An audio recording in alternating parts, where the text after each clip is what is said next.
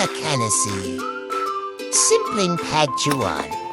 Pero kanyaman. Kaya mo naman niya dito. O sige po, mag-chop tapong garlic. O yan po. Ako na po yun original lepo. Siyempre magluto tapong buro at Hito O tapos mag-slice tapong onions.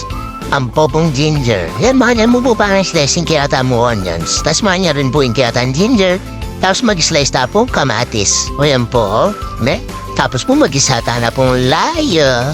Garlic. O yan po. Tapos po sibuyas.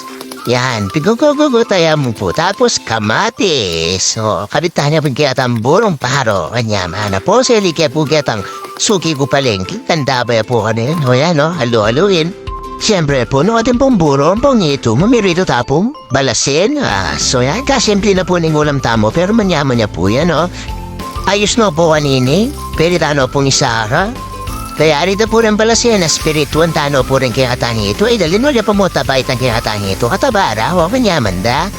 Kanyan po, tapos po, Hito po, kanyan. Kanyaman da po ba nga pirito. Halatong da kanyan, pati palikpikapangan mo. Hanap po yung kaya mo. Kasimpleng ulam pero manyaman. O lalo pong buriyo, Nasi. Bye-bye.